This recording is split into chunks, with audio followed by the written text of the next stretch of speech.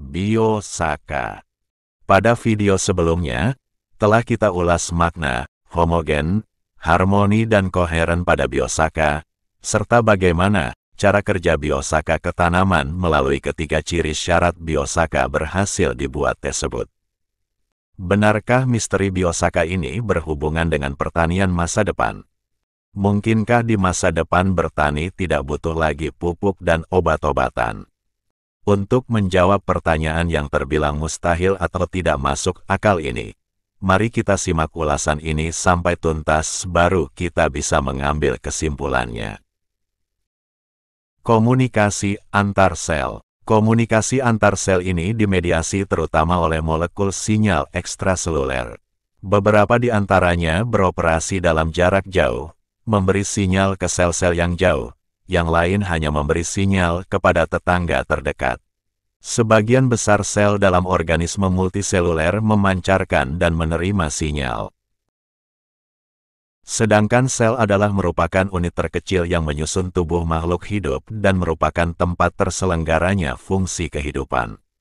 Secara fungsional, sel berfungsi untuk menjalankan fungsi kehidupan, menyelenggarakan kehidupan jika sel-sel penyusunya berfungsi, kemudian membentuk organisme. Sel berkembang biak dengan cara membelah diri, secara mitosis. Sel merupakan kumpulan materi paling sederhana yang dapat hidup dan merupakan unit penyusun semua makhluk hidup. Sel mampu melakukan semua aktivitas kehidupan dan sebagian besar reaksi kimia untuk mempertahankan kehidupan berlangsung di dalam sel. Sel ada di setiap bagian dari makhluk hidup karena sel yang membentuk setiap jaringan dan membentuk organ.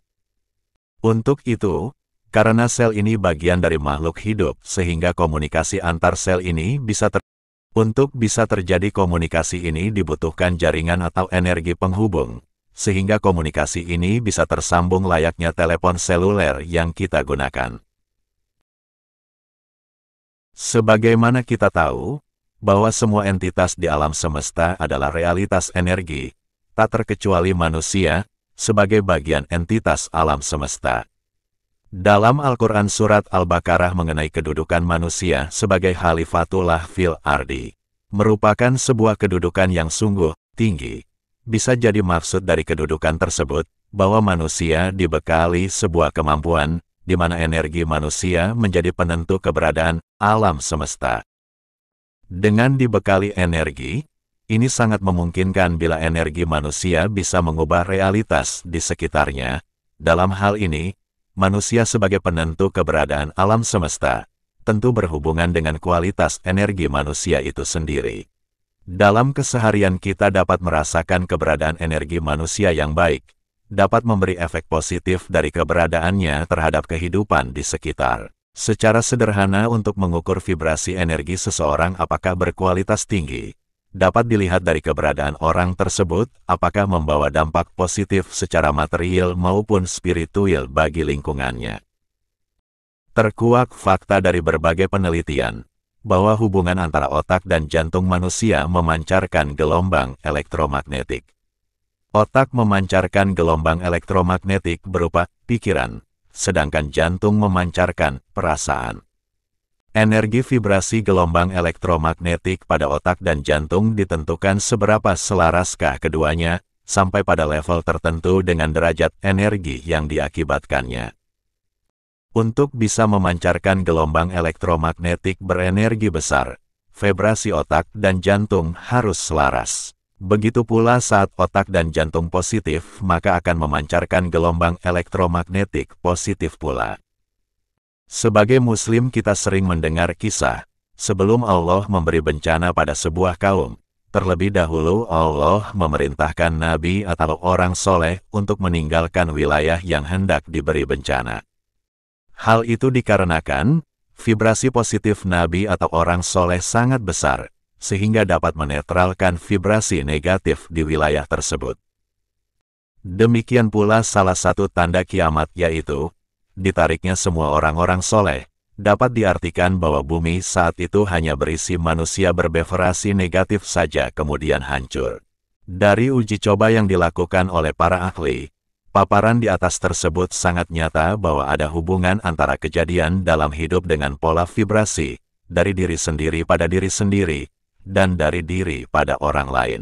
Dari orang lain pada diri kita, dan dari kita semua pada alam semesta. Dan sudah jelas itu terjadi, karena semua yang ada di alam semesta menyatu dan terhubung.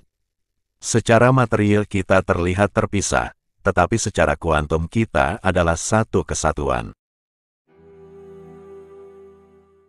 Kuantum adalah jumlah minimum dari setiap entitas fisika yang terlibat dalam suatu interaksi.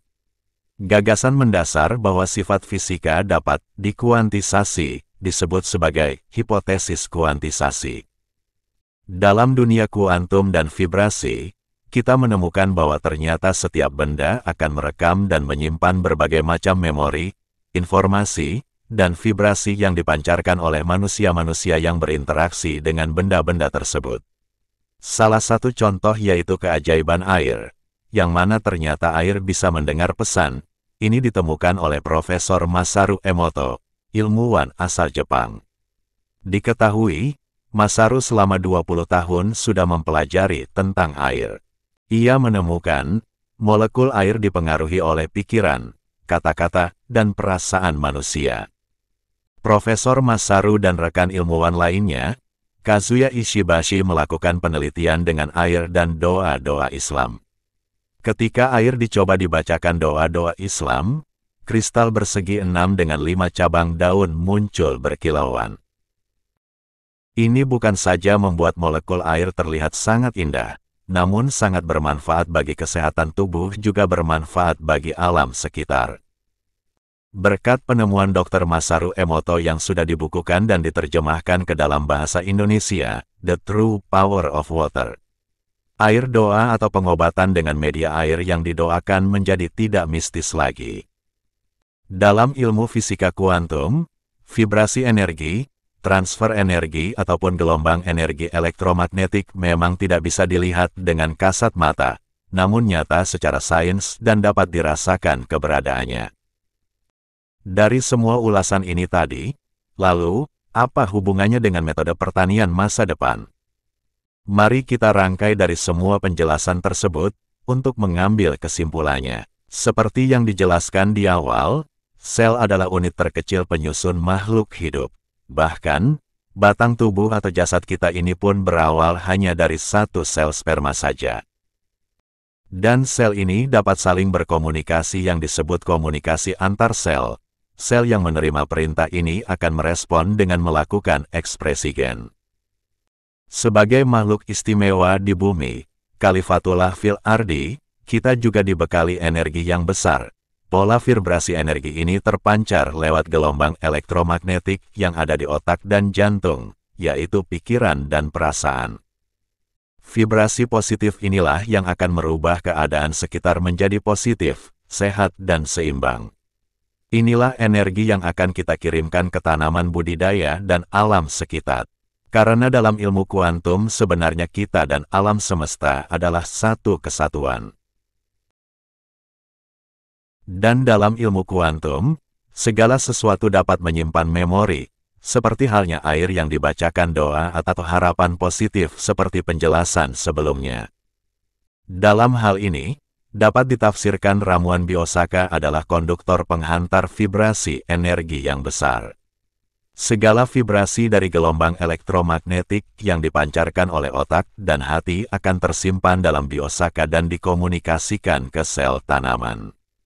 Bila elisitor dapat menginduksi resistensi tumbuhan, bisa diartikan, elisitor memberikan signal perintah berupa vibrasi energi elektromagnetik dari otak dan jantung pada tanaman dan si tanaman tersebut melakukan reaksi di tubuhnya. Sehingga dia bisa memunculkan sel-sel hebat dan hormon-hormon, dan tanaman akan melaksanakan sesuai yang diperintahkan. Jadi kemungkinan di balik biosaka temuan anak bangsa ini, tersimpan rahasia besar metode pertanian masa depan, yaitu pertanian kuantum yang menyehatkan serta bisa menjadi obat baik bagi petaninya maupun konsumennya. Lakukan saja bertani dengan harmoni, koheren, ikhlas, happy, semangat dan selalu berprasangka baik, dan rasakanlah keajaibannya. Kita buktikan teori pertanian kuantum ini di masa depan.